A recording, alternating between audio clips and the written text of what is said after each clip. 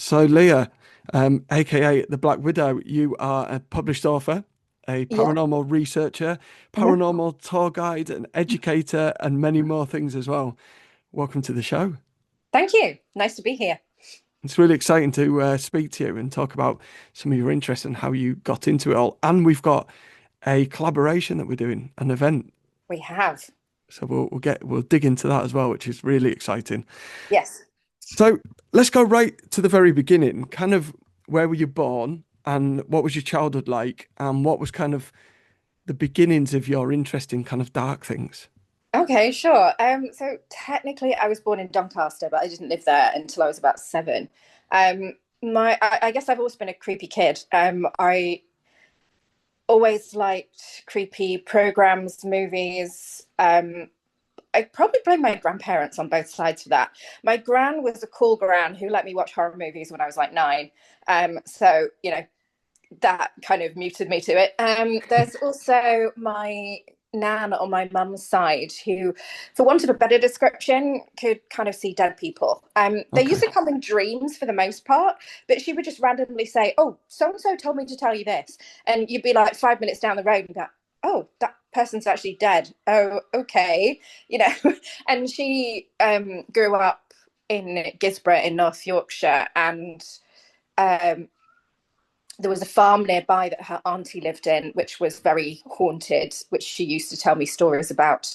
Um, Also, I have a past life memory that I've had since as long as I can remember, which kind of also introduced me to the paranormal without my intending to be, because I don't really know whether that counts as paranormal. I guess it's normal depending on which religious background you come from. But, growing up in this country, it was definitely not normal. Yes, I can imagine. Yeah. Yeah. It's not something many people speak about. No, no. And it's not something I spoke about very much. I knew it was there, but I learned very quickly as a very small child not to actually say, "Oh, my other parents," when I Mm. lived before, things like that. It's you kind of learn to just put it to the back of your head and accept that it's there. Yeah, that's where my kind of Confessions of a Ghost Boy channel name came from because I Mm, got ridiculed and mocked at school calling me Ghost Boy. So right. in adult life, I owned it. Um, Fair. so yeah, really fascinating. So what age were those kind of past life memories, and how did they kind of become apparent to you? Yeah, I mean, technically there's two, which is quite rare. But one is just a sound and a sensation, and that's been there. I don't remember when, literally my whole life. Just the sound of what I learned as I got older, shelling, and sort of a flashing, and this overwhelming horror and fear. Okay, But it is literally just came with the sound, and I remember screaming as a very small child, like I couldn't have been more than 18 months old, maybe not even that, when loud bangs happened. And I would cover my ears and cover my head and like close my eyes. And my right. parents stopped taking me to things like firework displays. I didn't have balloons in the house ever because any loud bang would just literally make me want to curl up. And it wasn't until I got older that I kind of put two and two together. And there's no visual with that at all. It's just a flash and a sound and this overwhelming fear. That I was probably somewhere on a battlefield during World War One. Okay, so it's almost like PTSD in a way, Yeah, just yeah, carried that is for forward. sure. And it took me years to, and it's still really actually only living in Malta that kind of cured that. Right, Because Malta have these things called what I call festa bombs. Basically, when there's a festa in the local villages, they let off day fireworks. And it right. really does sound like you're being bombed. Honestly, it's like shelling. And you just, the first couple of times I heard it, kind of freaked me out. But then you just get used to it and you're muted to it. So now it doesn't bother me. But that, that's mid adulthood, past 40, that kind of happened. But the other one is the one that's visual. And I don't really remember when it started, but I became aware of it from about two, having this violent dream um, that progressed and became more detailed as I got older. It wasn't always me that it was happening to. Sometimes I was observing it. And as I got older and I sort of made friends, sometimes it was one of my friends that it was happening to and I was watching and I was helpless to stop it. Um, the person in it that was harming me was always the same, though. It was always the same. I could never quite see his face, but the build was the same. The most things about him were the same, Right. and it always resulted with me laying on a beach with a knife at my throat. Okay. But again, as I got older, I started to, I guess you fill things out as well, and you start to get influenced by things you've seen, things you've read, and then you start not knowing where the dream began and what the memories were to what they've become as you get older. But at about 19, I had a past life regression therapy because a friend of mine was learning about it, and it hadn't really occurred to me to do it or to deal with it. Yeah. But she decided to do this regression on me, and now I have a very clear memory, but Right. the dreams stopped. So how much is real and how much was in my head, I don't know. But the dreams have gone, so that it was a positive thing to do. Yeah. And I'm really fascinated with past life regression and the kind of like the exploration of that and how it affects, well, like we talk about the PTSD. I mean, Mm. both of those deaths were extremely Violence. traumatic. Yeah. Yeah. And that's obviously, bleeding through into your Yes. current life and reality. How did because you said the dream stopped. How do you might not know, but how do you think that worked in terms of it helping you understand it? For me, my sense of it is that once I had a visual memory and I understood what had actually happened to me, where I was, how old I was, what had come before it made me feel at peace with it. And whilst Right. I still have this, even as soon as I say it and think about it, I feel like there's something pressing on my throat and I can't bear being touched on my throat. Right. And it's still kind of, it's a sort of nauseating memory, but the actual fear has gone.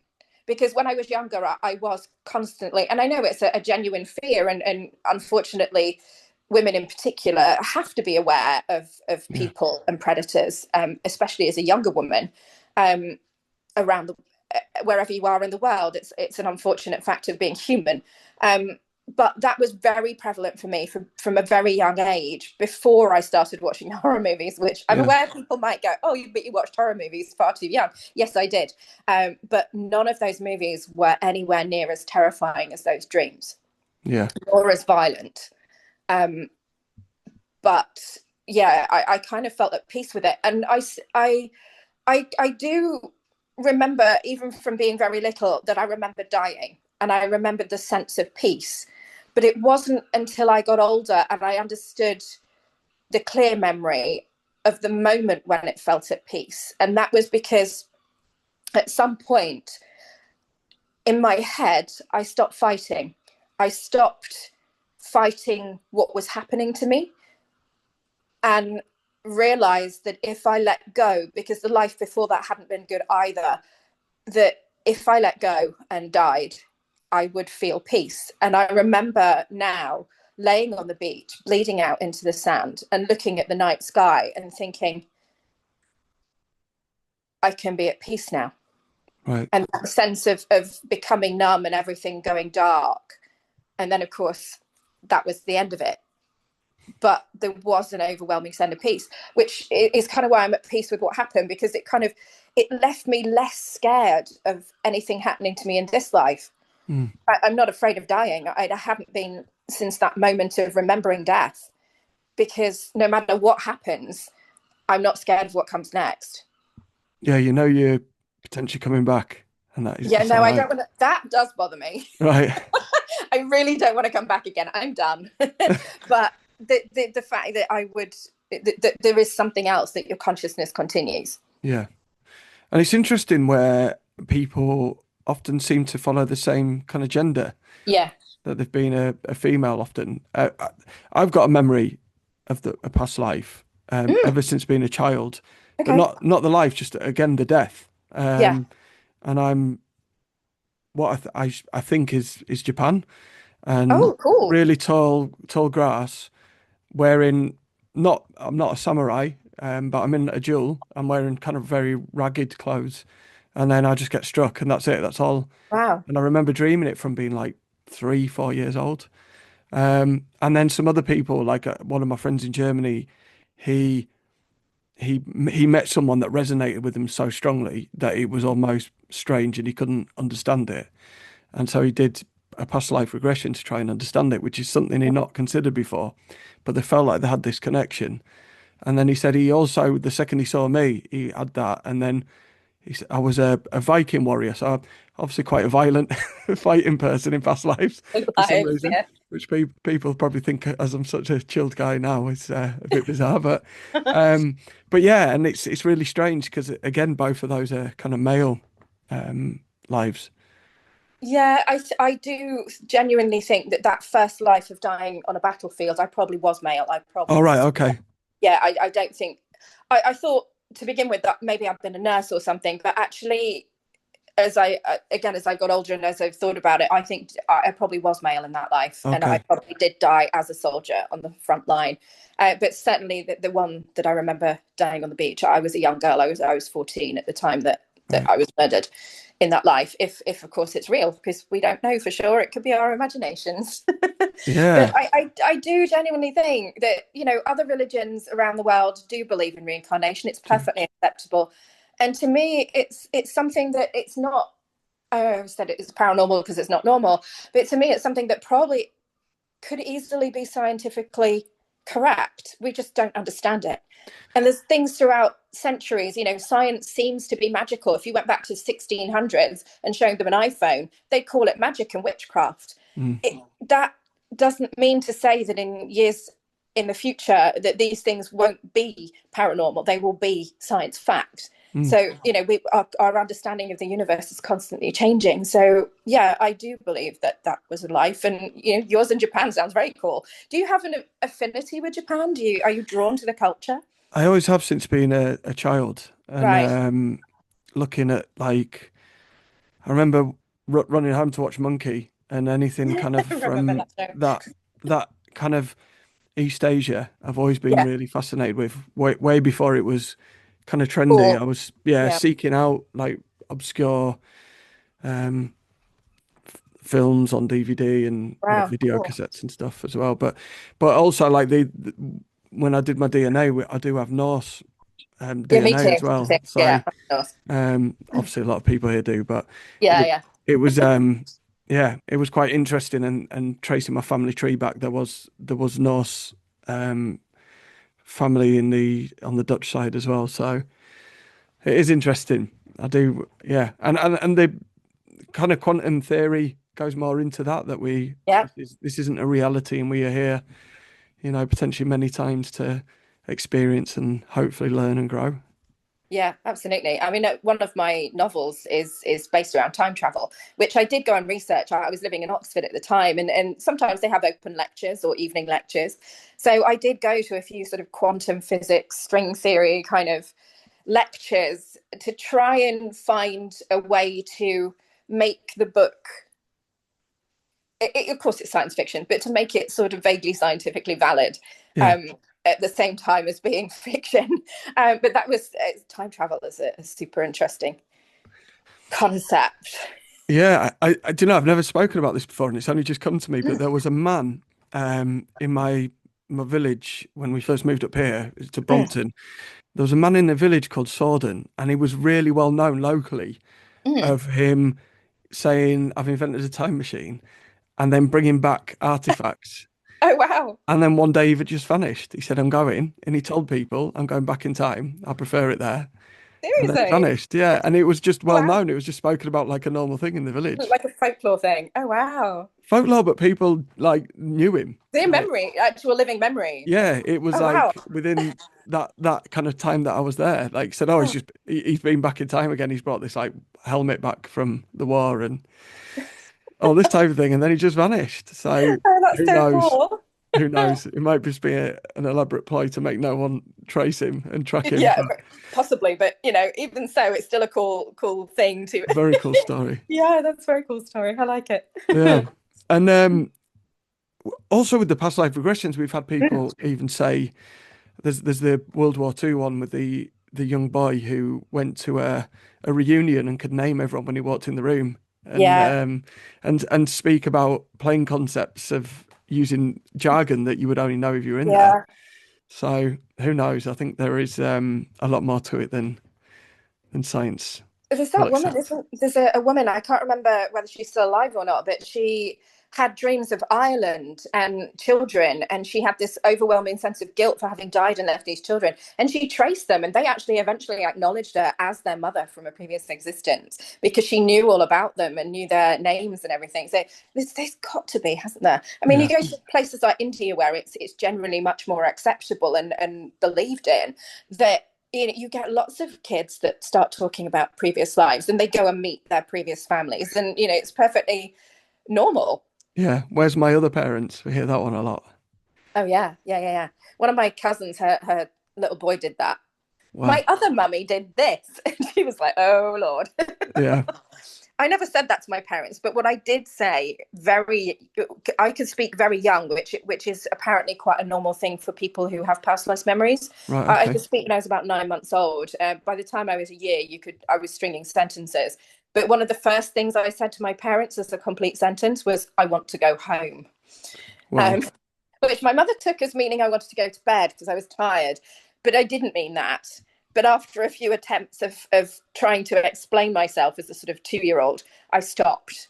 And I still said it because it just came out of my mouth when I had this sense of not being at home. But yeah, I stopped sort of trying to explain that it wasn't that I was tired. That's amazing. Do you have any kind of recollection of what nationality you were or anything like that?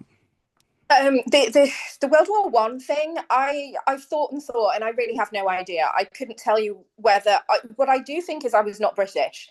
Right. I honestly believe if I've lived many times, as I feel like I have, I've never been British before. Um, I do feel like I was probably French, but I could have been German. I don't know. I could have been on either side. Um, the other one, the dreams never gave me an indication. I do know that I was black, Right. and I did have a sense of being an enslaved person. Um, Now I have the memory. My memory is of an enslaved girl living on a plantation somewhere in the Caribbean. Right. But beyond that, I don't know. And I know people may find that a bit difficult to deal with, a white woman saying that I was once an enslaved black girl. But that's my memory and Mm. that's my sense of it. And the sense that I have, my distant, because most of my memories are not visual, they're emotional. Right. And most of my memories are how it felt to be in that situation. And that despite that awful situation of being an enslaved person, what was worse for me was coming home at night because the person who was harming me was in my home. Mm. And that to me was worse than Yeah. going out. And I believe that I was not in a field. I believe that I probably worked in the house as a servant. But beyond that, I, you know, it's difficult, isn't it? When you're a completely different race to the person you remember being, Mm. it's difficult to try and relate to that people will accept.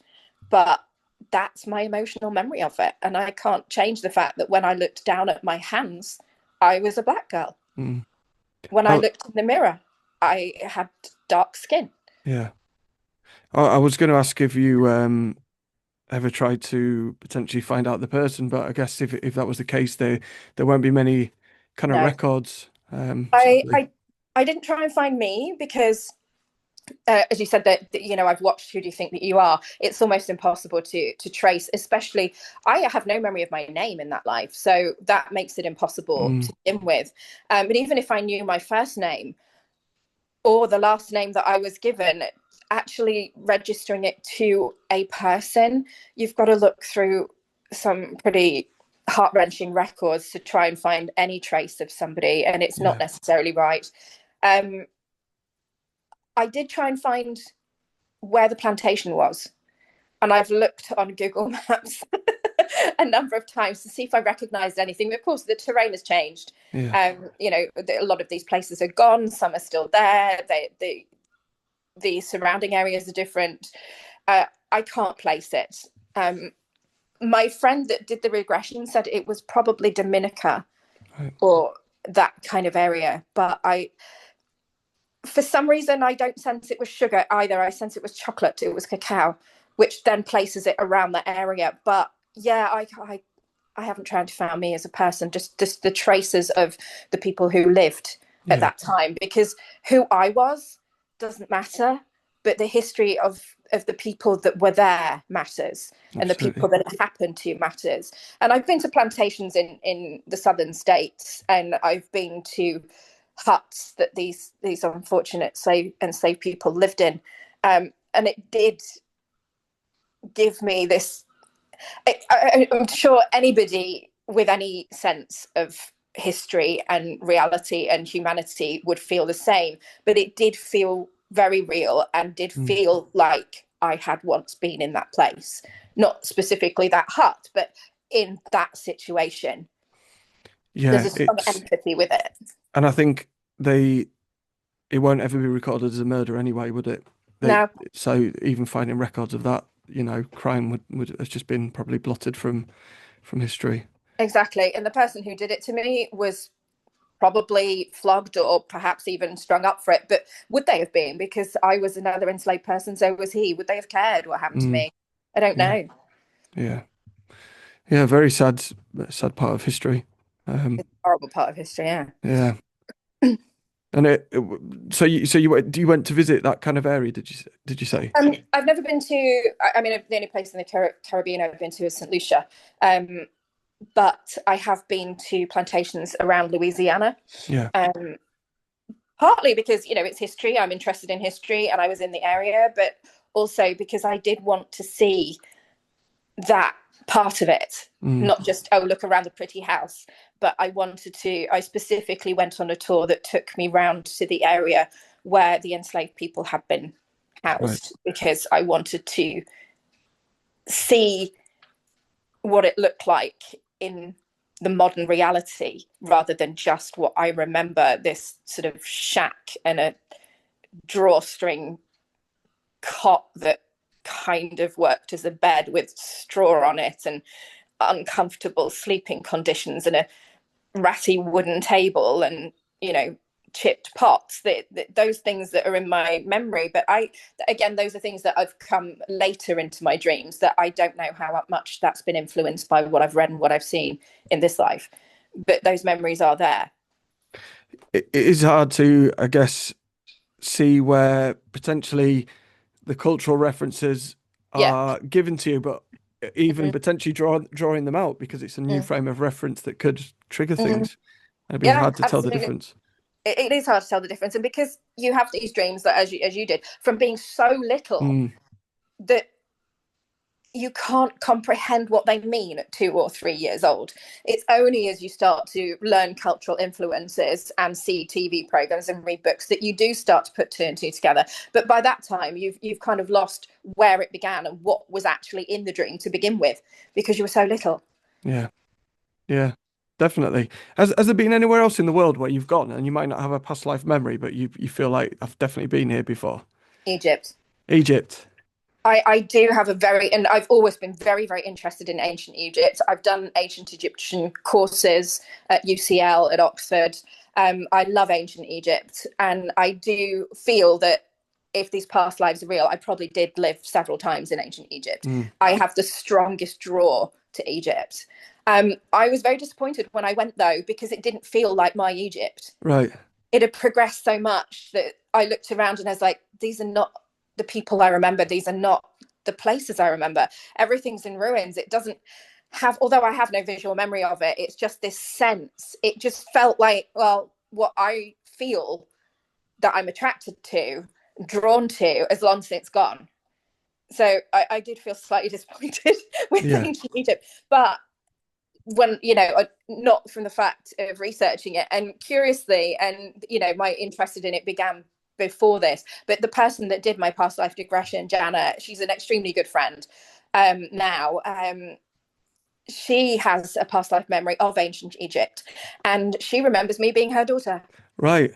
So You do she, hear that a lot, don't you? Where yeah, people you these karmic exchange, some yeah, theories say, don't they, where you meet the same people over and over again, yeah, and I've met people and maybe had relationships that didn't work, mm, and it's very sad. But then I often go, well, maybe that was because, and you maybe notice something in each other's lives that had you not met, that journey hadn't have begun, and there was a reason for absolutely, that, for sure. and that makes it actually less heartbreaking. You feel like Yeah, able to go accept it and go, well, that was that for that reason. We'll yeah, leave that in the past and wish them well. And then, mm, it's I find all that really fascinating. I once watched a past life regression, and what made it strange at first, I was like, this isn't working. What's going on? Is they were taught they'd hypnotized this person and regressed them, and they're talking about their life, and they were saying, well, what can you see? And this person, I actually happened out of everyone in the crowd, I was fortunate that they picked someone I knew.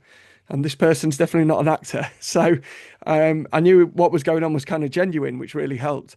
But they were saying, what you seen? And they were like, well, nothing. I'm not seeing anything. mm, What do you do? Nothing.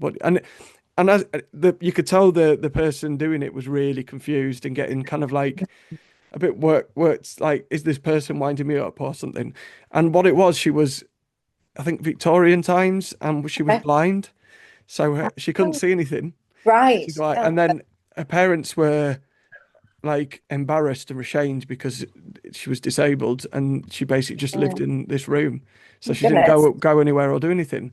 So it made sense in the end of why, Yeah, and this the person was getting agitated. I can't see anything. Why do you keep asking? It was like that, you know. right. So that made it a bit more real, Yeah. because you could tell they weren't that good an actor, like the No, person doing it, to make it that kind of genuine. no, fair enough.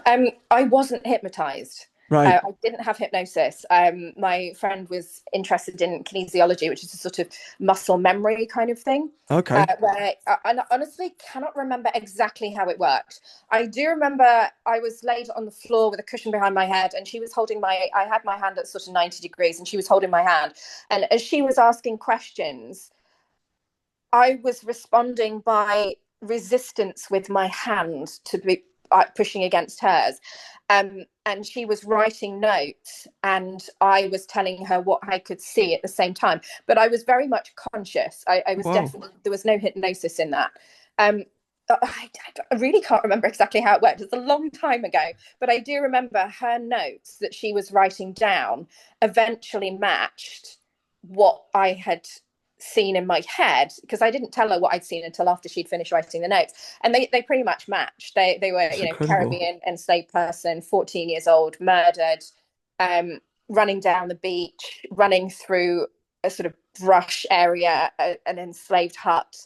Uh, the abuse that came before it, all of these things matched exactly. And it was somewhere, we couldn't pin a date down, but it was somewhere at the end of the 17th century, sort of 1690s, which was slightly disappointing because I'd love to have lived in Salem in a past life, but sadly I didn't. And you've got a lot of history, Salem, haven't you, as I well? do. Yeah, that is something that I'm very drawn to. Obviously, that's not a past life thing. I am very interested in social history, and I became very interested, partly when I was living in Boston in the States, in the history of colonial New England and how the way of life affected people. So when I came to do my master's, I wrote my thesis on what happened after. The consequences of the witch trials on the community. And I researched what happened to the individuals as best as was possible from the records, what happened at the time, what they did afterwards, and how it kind of emotionally affected them and the community. It was extremely interesting. It's been done to death, what happened, the speculation of Mm. why it happened. There's a whole bunch of reasons. And honestly, I think it's probably a massive combination of lots of things that built up into this sort of spilling over into what eventually caused the tragic events that resulted in the assassination, really, or the execution of 20 innocent people. I don't for a minute think that they were guilty of what they were accused of.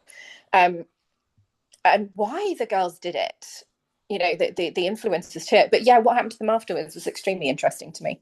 What was your kind of key findings that from that? That it's these things don't go away. It doesn't matter how much you try and forget them.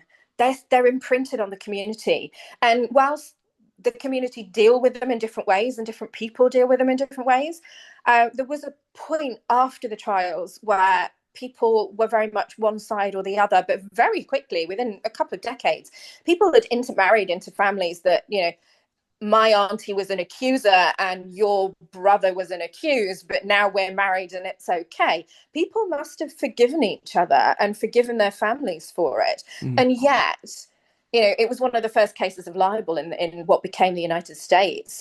People sued the state of Massachusetts colony because they for restitution of their names as well as their properties, because property was illegally seized as well. And they fought for it. And whilst not many of those that were involved actually apologized, there were some that did. Right. Samuel Saul very publicly apologized in church for his part as one of the judges. Right. It played on his mind for well over a decade before he came forward and said, "I'm so sorry, I was mistaken." Mm. And other people reacted either well to it because they agreed, or badly because they hadn't thought to apologize first. Another very prominent person at the time, Cotton Mather, who was a reverend, he interfered. It wasn't his business, but he interfered, and he was responsible for putting these people through what they did, not alone by any means.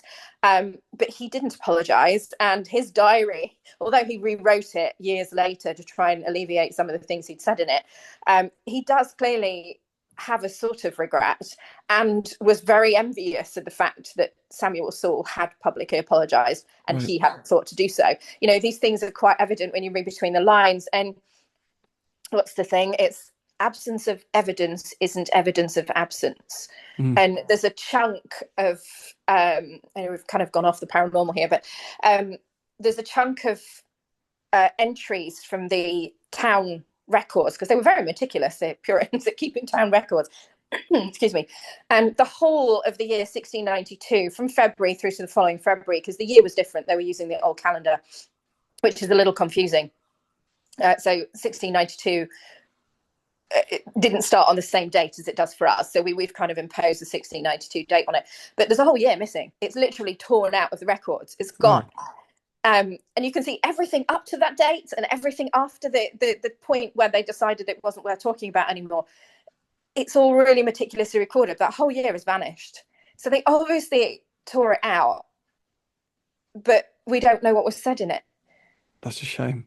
It is, but we do know from other records there are plenty of documents that did survive. A lot of the legal documents have survived, particularly the depositions and arrest warrants. I mean, that's how we know that nearly 200 people ended up in prison for it. We do have enough documentation to piece it together. And following, yeah. The Salem now, I think, is very different. It's quite a modern thing, isn't it? The whole almost celebration of it. But for hundreds of years before that, it was just a normal place. But that this tragedy had happened. Yeah, it sort of changes in the 19th century as people kind of became interested in the paranormal. And they started with the seances, and particularly in the States, it became extremely popular. It did here as well, that people wanted to try and contact the dead. That people did start to try and contact the people that had been involved in Salem, and descendants of those people wanted to either justify their actions or find an excuse for them. There was one guy called, I think it was Alan Putnam, who was a descendant from the Putnams, who were very much involved in part of the accusations. He wanted to try and find an excuse, and he tried to say that, they were possessed by demons, which is why they did these accusations. Of course, there's no evidence of that at the time, but he wrote an entire book on it, and he was very much into spiritualism. And towards the end of the century, as that kind of normalized, the idea of the witches became normalized, and that's when you start to see tourism. Yeah. I think it's quite easy to go. There was this trial, it finished, And Yeah. then suddenly, like seconds later, it was a tourist spot. And that's not the case, is Yeah. it? And you've got the tricentennial happens in 1892, and that's when they start to sort of celebrate it. They start making these witch spoons, which I have two of, and the little silver spoons that have got 1692 Salem on. I think one of mine's got a cat on the end, and the other one's got a witch on a broomstick. You know, these started to be made in the 1690, sorry, 19. I'm getting the dates wrong. 1890s, Right. which, you know, tourism was made much easier because of the coming of railways, and people started to travel and visit Salem. Now, Salem Village is now a different name. It has Danvers. It was renamed Danvers after the Revolutionary War, and Right. they broke away from us, partly to distance themselves Yeah. from what happened. But Salem town is now Salem City and is now restyled itself as the Witch City. Now, Danvers still very much downplays it. Its monuments are, you know, there are monuments dedicated to it, but they're very much downplayed. They're very much, you go to the historical society there, and it's barely talked about. You know, they're Right. talking about all the history, the colonial history, the farming history. The witches are just a sort of side note that happen to be there. But as you go to Salem City, and every other shop has got, you know, tarot readers and palm readers. There are endless tours running for ghosts and witches, and, you know, everything. The town hall has a movie that plays. Certainly when I went, it was twice a day, which is quite a while ago, but still, about it. You know, there's all this historical stuff. You've got people on the street dressed in old-fashioned clothes Right. talking about it. It's everywhere. You can't get away from it. Is there like a feeling in the air? Because I'm always interested when people are consciously in this kind of separate Mm, state, doing things like tarot reading or even just magic or even just magical thinking, what that yeah. creates to like an environment. Um, I think there is an echo of it as an emotional residual memory is still Right. there. But perhaps because they celebrate it so much, perhaps had it been forgotten and disappeared out of the history books, nobody would notice. But Yeah. because it is still there and it is still talked about, there is this kind of echo that you can feel. You can feel, but not so much the witchcraft. And I know there was a tour guide. I went on one of the tours. This was in 2014 when I was writing my thesis, and I asked him about it, and I said I was writing my thesis, and he said how true it was I don't know, but he said that on the previous census, 1,400 people had listed their religion as Wiccan in Right. Salem, which would, you know, have people spinning in their graves in the 17th century. But so that echo is there, but I think the emotional echo that is imprinted is really the tragedy, Yeah. is the harm that it did to the community and the people that lost their lives who shouldn't have. Yeah. Yeah. And why do you think Salem has resonated so strongly? Because there are other, you know, Pendle and other Oh, yeah. places that don't kind of have this such intense celebrated history as Mm. much. What do you think? I do think that comes down to when the tourism kind of kicks off in the Right. 1890s. And I think because of the spiritualism that came through, and it was a big thing. And you've got Nathaniel Hawthorne, who is a descendant from John Hawthorne. He changed the spelling of his name to distance himself. But his wife was quite interested in spiritualism. Right. He came from Salem. It filters in through his writing. You know, he's a 19th century classic American literature, that filters in. And I think because of those influences in the 19th century, and because people then started to investigate it and write papers on it, and the tourism started to come to town, I think that's why it lingers, because American tourism tends to be a lot bigger and bolder than our tourism does. Yeah. It's Yeah. celebrated in a way that perhaps places like Pendle couldn't, because they're in a different country in a more remote area, whereas Salem is very much, it's just north of Boston. You know, it's 30 minutes away. It's a major city. Um, and it has a lot of colonial history, and it's, you know, it's part of the early part of the United States being made the United States. It Yeah. has, you know, Boston has the Tea Party. You've got I forgot his name. The guy that ran on the horse, the Freedom Trail. Oh my God, what is his name? I can't remember. Anyway, I'm going to kick myself later because I remember it. I never remember names anyway. Even when I'm No, talking no. about things that I'm really supposedly an expert on, I never remember names. I remember what happens, just not the names. Yeah, So no, it's gone out of my head. don't But worry. because that part of the United States has this history connected to the founding of the United States. The pilgrims that went there at the beginning. It's one of the first colonies, and then you've got the break from the UK and independence, which is Mm. also tied to that area. That kind of allows the tourism to really push every part of its history, including the bad bits. And I suppose the world got sold American through Hollywood as well, didn't it? This is As true, this exactly. big thing. So maybe that had Yeah. an influence on it. I went to see Mother Shipton's cave yesterday Oh, I saw again. your post on Insta. Yeah. Oh, I love it there. I've never Very been. Well, I special think I place. have, but when I was a child. Yeah, yeah. I'd been with the kids, but not as an adult, just Right. for me. So that was interesting. It's yeah, she's a fascinating character. Gonna have to do an even deeper dive, I think, on that one day. Yeah, that'd be interesting. I don't know much about her, so I'd love to hear that one. Yeah, she was revered because she was called Mother Shipton. Mm. So it's I always find it strange, but wonderful that she, came from such a difficult back. She was raised in a cave with her mother for two years, because she was shunned from a community to the point where she was revered and called Mother. Obviously, you know. Revere, Paul Revere. Sorry. Oh, right, there you go. The Yeah. universe did it. Anyway, carry on. Yeah, yeah. Just yeah, to the fact where and it could be partly fear and it could be a mixture of both, seeing her in this high status because what she was predicting was true, and she was obviously a healer, one of the cunning folk, Mm. and at the same time, because she was so good, they potentially were scared that if they even tried her, that they would be cursed. So I think those two things kind of mixed together, but a really amazing character that's like part of our county. Yeah. Love to know more about her.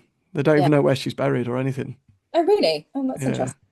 What, was the cave where she lived? So, for 2 years, yeah. So her mum refused to say who her father was. She Oh, was did you? born out of wedlock, Mm. and that could have been either because it was someone of high standing, um, or and maybe there was a crime, so she was threatened.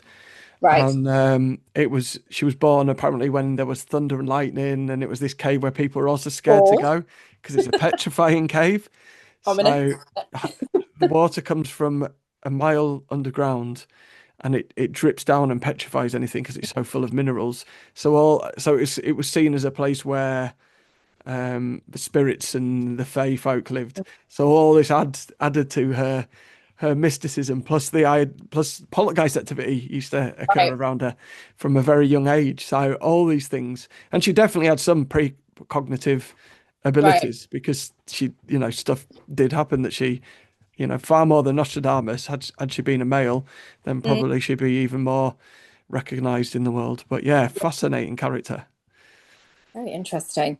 That's Uh, somewhere near Knaresborough. Am I remembering that right? that's right. Yeah, Yeah. in Nesbury. Yeah, yeah, yeah. So yeah, very even King Henry VIII mentioned her in a letter, the Oh, Witch wow. of Yorkshire. Oh, So and there was things she predicted, like saying what water would come to everyone's doors along with an ash tree, and then they made a pump with pipes out of ash, leading to people's houses. So it's things like that were quite accurate. yeah. Interesting. Yeah. So I'm just right at the beginning. You spoke about your grandmother Yeah. and some of those. I'd love to hear a little more about those stories before we kind of talk about your books and what you're doing now. Okay. Yeah, thank you. Yeah, so my nan, I think you mean my nan, not the gran that let me watch horror movies. Yeah, my my nan, she my mum remembers her saying, my grandfather was quite ill. I think he had a heart attack or something when my mum was about 15 and he was in hospital. And my mum remembers my nan had, she, a bit like me, she was a bit of an insomniac, and she would get up in the night and she would potter around. And she got up and hadn't been asleep for a bit. And my mum came down to go on her way to art school. And my nan just went, "Oh, your gran told me that your dad's going to be all right, so don't worry about him." And my mum said she was literally halfway down the road when she was like, "Hang on a minute." you know, and she just did those sorts of things. And the rest of the family didn't like to talk about it. A sister who passed away not too long ago, she was well into her 90s when she passed away. She didn't want to know at all. She didn't want to think that my nan had these sort of sensors in any way. But my nan said she got it from an auntie. My mum can't remember which auntie it was, and I'm afraid I've forgotten as well. But there was this auntie that also would talk to dead people. She was probably a medium. I think she did it more awake than my nan did. But it's difficult to know whether my nan actually saw people while she was awake as well. But often she would say that she dreamt it. Right. But whether that was just to kind of make it less worrisome to people, and because a lot of the family didn't like to think about it, that it wasn't really talked about too much. But she never called herself a medium or anything like that. Yeah. She had a near-death experience, and I was the only person she told. Right. When I was 16, I think, she had a massive heart attack on Christmas Eve, and she was taken into hospital. My dad was born on Christmas Day. It was his birthday on Christmas Day, and it was his 50th that year.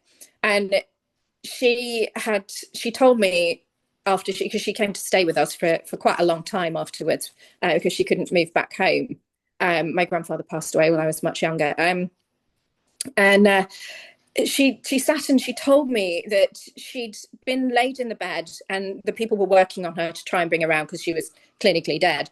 And she got out of the bed, in her spirit got out of bed and went and looked down at herself.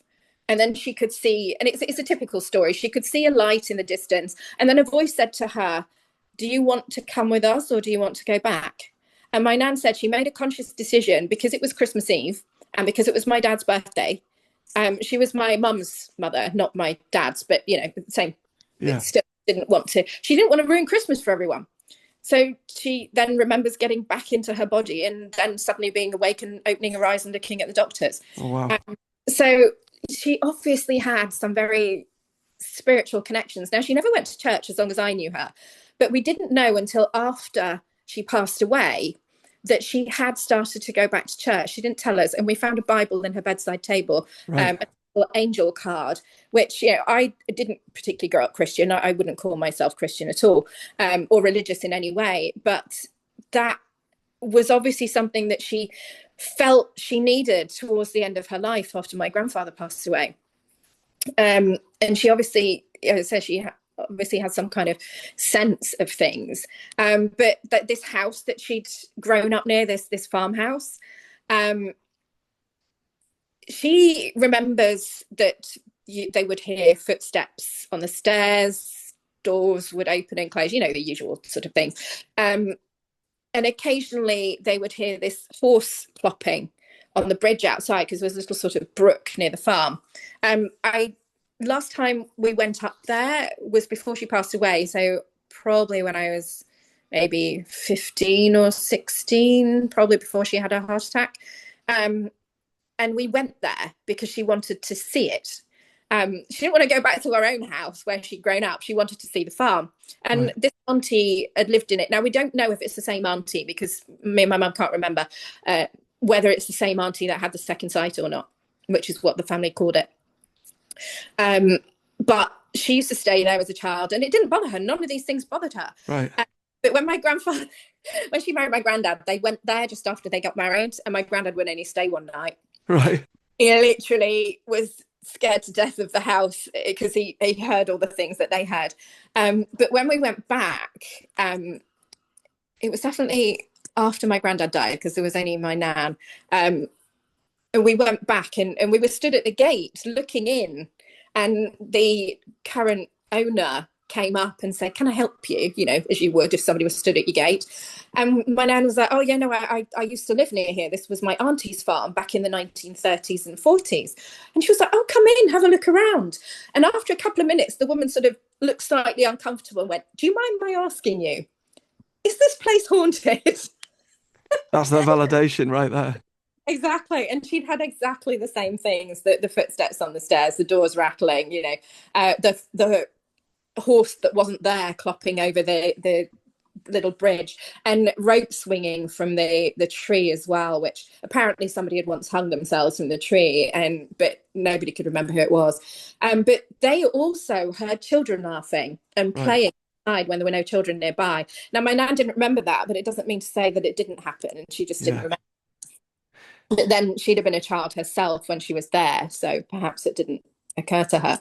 Yeah. It's incredible, isn't it, when you've got people who don't know any of the stories of the other people, but they match exactly Yeah, the same activity, yeah, in the same place.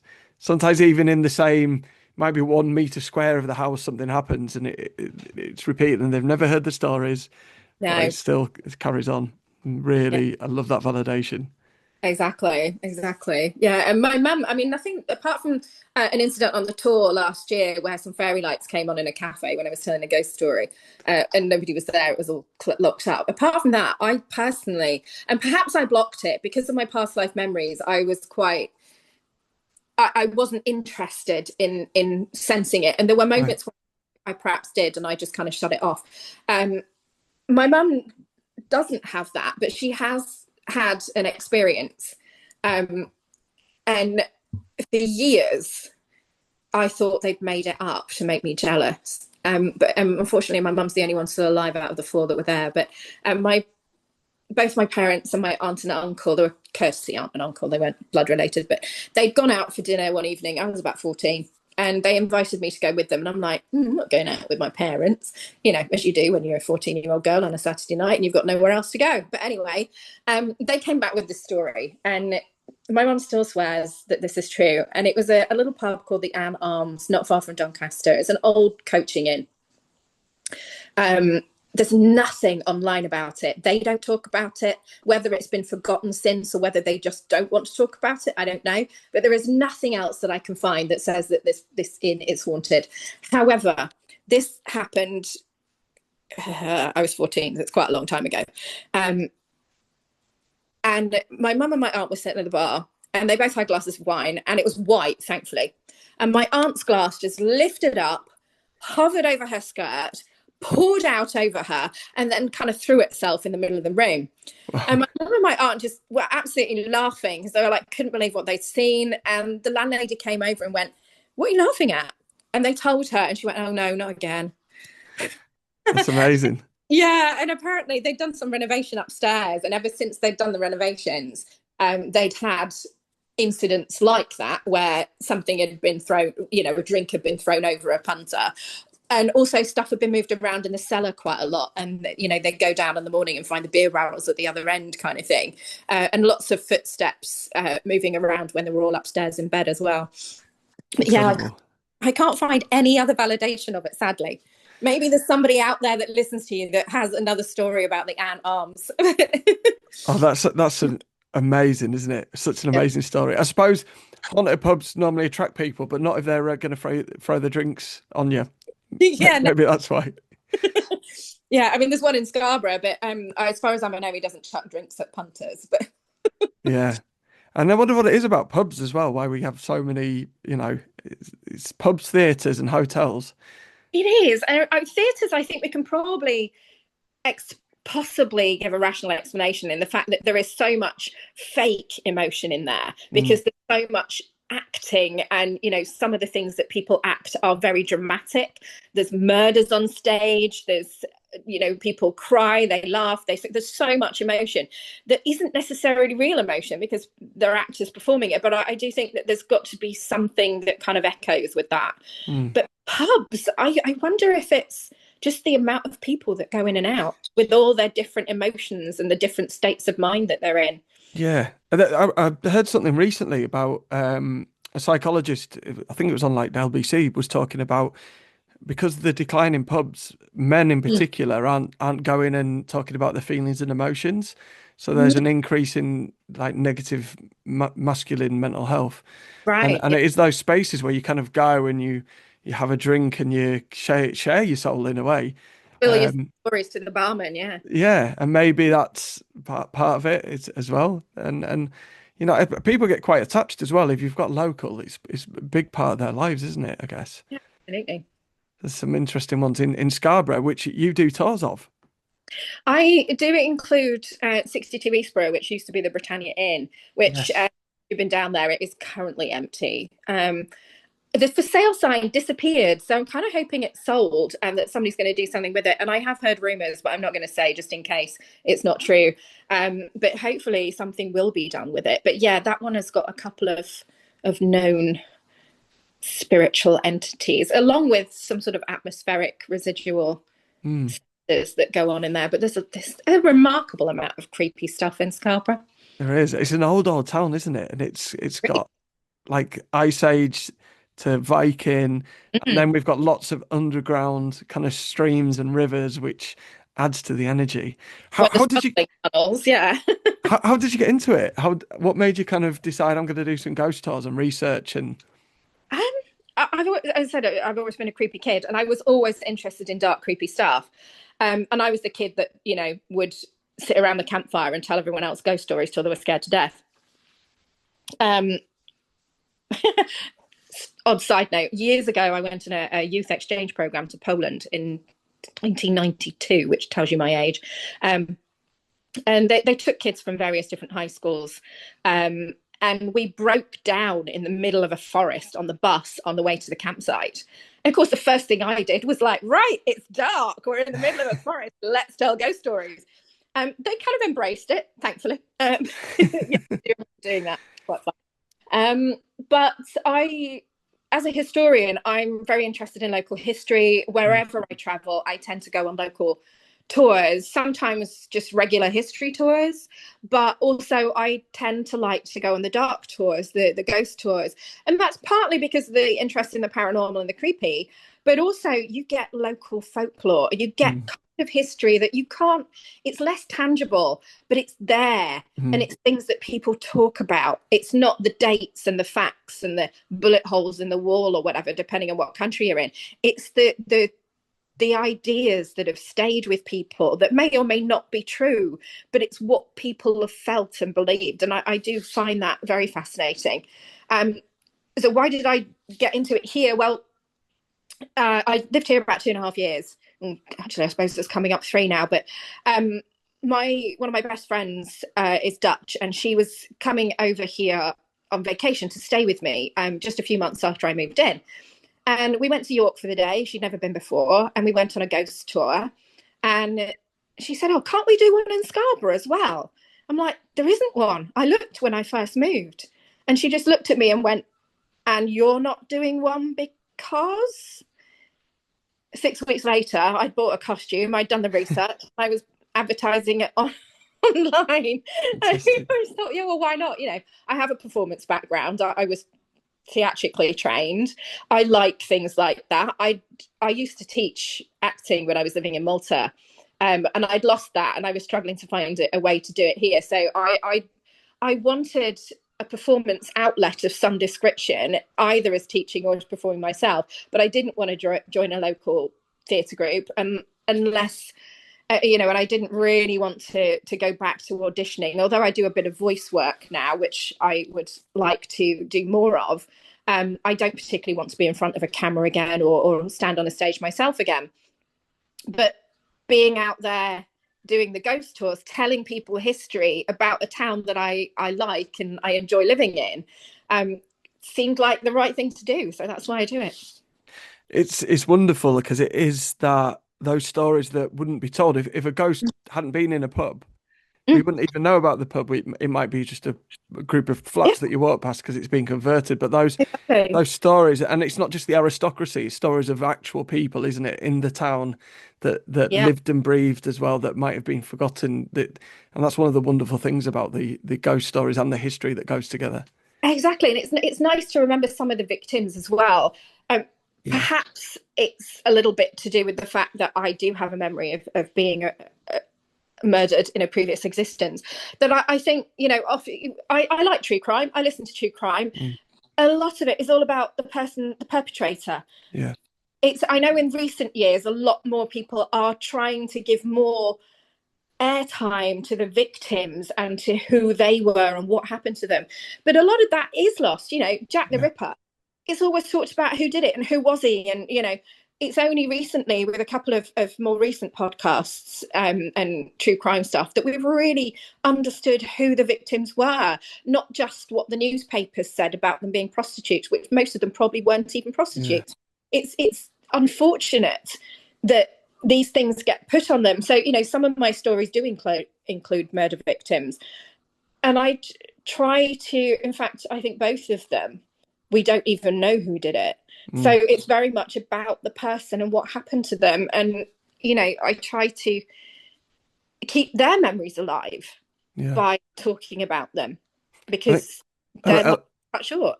Eleanor's will resonate with you quite a lot, I imagine, because she was on the beach. Yes, yeah, and Lydia Bell, or Eleanor Bell, as she is in the original. If you, it's difficult to find much about her because there are no real police records. But anybody from Scarborough has probably heard the tale of the Pink Lady and Lydia Mm. Bell. The documents that I did find in the library are letters to a local newspaper from her father and to people who were writing to her father in condolence, and they almost all refer to her as Eleanor, which I know everybody calls her Lydia. I couldn't find a link why she's called Lydia. Possibly it was just a nickname for her, and it probably was used at the time. But at some point, Eleanor got changed to Lydia, Mm. and so we do remember her as Lydia Bell. But yeah, she was in the original records. Certainly to her parents was Eleanor. Mm. Yeah, a real tragic story. Mm. With a lot, this folklore's kind of changed as well because they say it was Scarborough when she was found in Caton. In It was reality, it's stuff like that, wasn't it? It is, and the ghost story is on South Bay Beach, but she was found at Caton. So why on earth is she on Scarborough? I guess she lived there. She Yeah, lived up on St Nicholas Cliff. Her family home was on St Nicholas Street. So maybe it's just somewhere that she visited a lot. Maybe her spectre does linger, but it's the story of the tragedy of what happened to a very yeah, young girl. She was only 16, yeah, and nobody was ever brought to justice for it, which is such a shame. yeah. It's tragic, Mm. and the council workers still sometimes see her Yeah. when they come out, don't they? I've It's had people on the tour that have mentioned seeing her as well. So, and some of the others that I had a chap recently tell me that he worked in the Britannia Inn, and they used to pull an extra pint for Albert, one of the ghosts. Which that's cute. I like it. yeah. I love that when they keep those traditions alive. Keep it there. Yeah. It's absolutely gorgeous. Mm. We're nearing an hour, so Yeah. I want you to tell me about your books, and then we'll just let everyone know about what we're doing at Halloween. It's exciting. So, how did you get into writing and writing fiction? What started you there? Um, I will partly credit a dear friend of mine, Jamu, but he was an actor. Um, I was at the time an actor. We worked in a call center in between jobs. And I was writing short stories. I've always written the odd short story, and I always enjoyed writing short stories, but I'm dyslexic. And, in school, you're told, oh, you can't be a writer. Mm, You can't spell. You can't do grammar. You can't remember how to, put the comma in the right place. So I never really thought about it. But he read one of my stories that I was working on at my desk one day, which I shouldn't have been, but there you go. And he read it and he was like, we could make this into a short film. And we kind of looked at each other and we went, okay, we will. And it didn't really go very far. I think it maybe went to one festival. I'm not even sure he actually finished all editing all the rushes. But we worked on it. We filmed it. It was called Timeless. It was about a vampire, which is something that I was a big Buffy fan. There you go. who wasn't? Probably every person listening to this show will have been at one point, Yeah. if they've got any sense of taste, anyway. I'm kind of looking forward to the reboot and seeing what happens with that. Mm, But yeah, no, I loved Buffy. But yeah, he kind of encouraged me. He said, write more. So I did. And when I left London, and I moved to Oxford, one of the reasons I did that was because I didn't want to perform anymore. I wanted to put my creative outlet into writing, and I felt that if I moved somewhere, it was a little bit quieter and had still a lot of cultural influence. And it was partly because I had friends there, and the job that I was working needed somebody to go and work in the office. I thought that I would have more brain energy, I guess is the right word. I would have more space in my head to write. And I started writing, I rewrote the Iliad. as Hunger of the Gods, which is basically the Iliad, but all the gods are vampires. Oh Um, wow. yeah, it's not a particularly good book. It's actually kind of terrible, and I don't usually promote it very much. But it's the first thing I got because I didn't know if I could get through a full book. I didn't know if I could make it to an entire novel, and it's actually really long.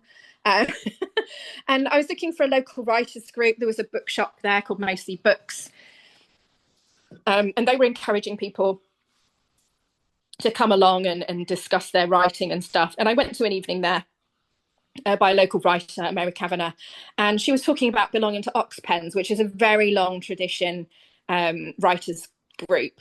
And it's almost impossible to get into Oxpens because they have a long waiting list, Right. and you basically have to wait for someone to leave or die.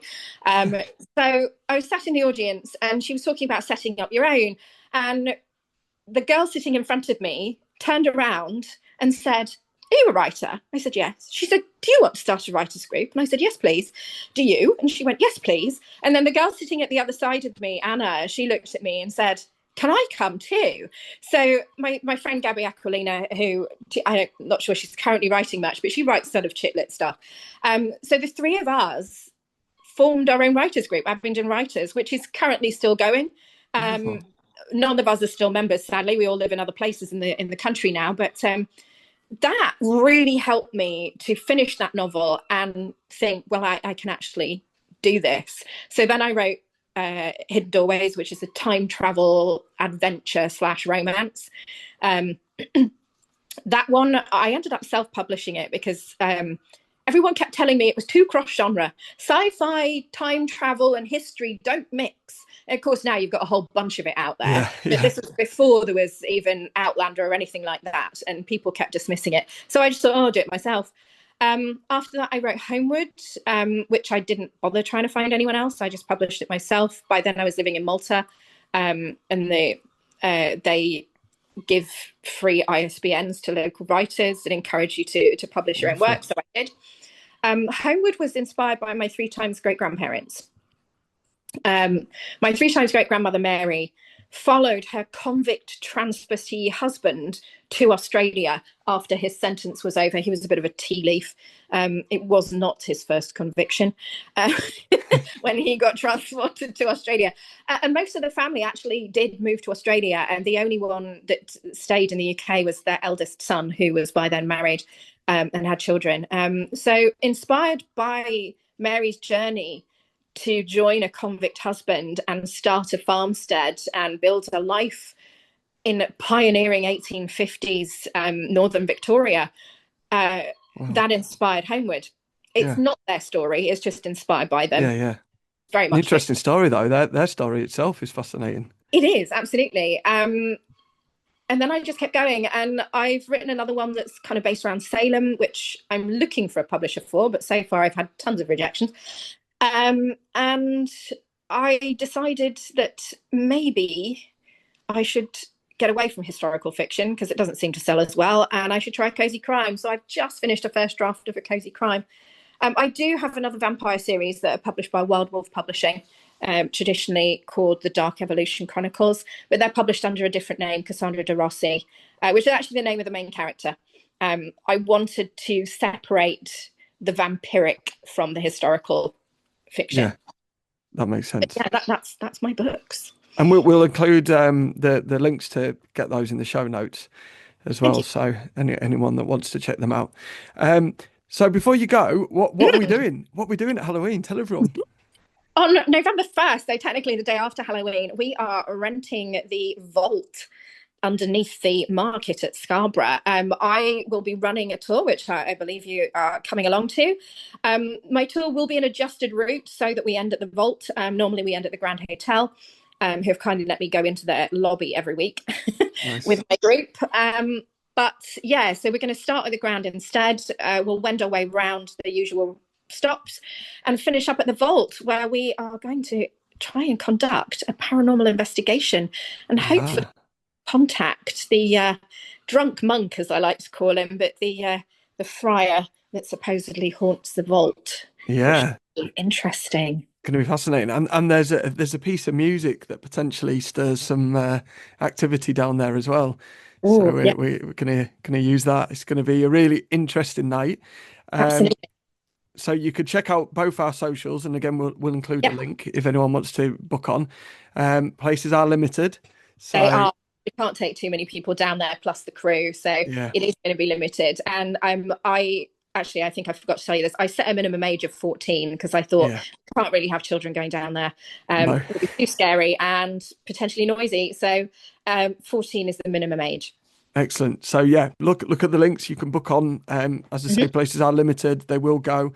So make sure you book soon. Yes. It's been absolutely wonderful to talk to you. I could talk And to you you. for all day, but we'll have to get you back on another time.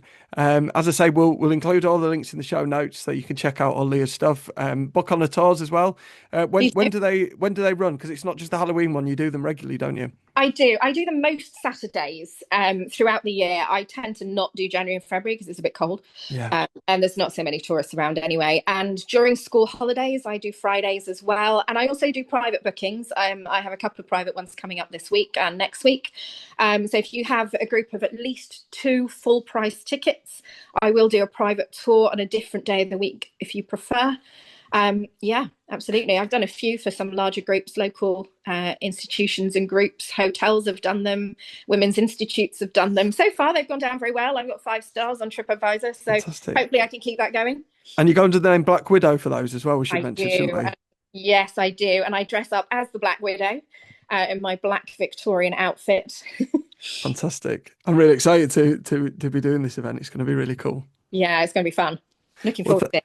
thank you so much for joining us, Oh, thank you for inviting me on. Thanks very much. and we'll see you all soon. All right. Bye, everyone.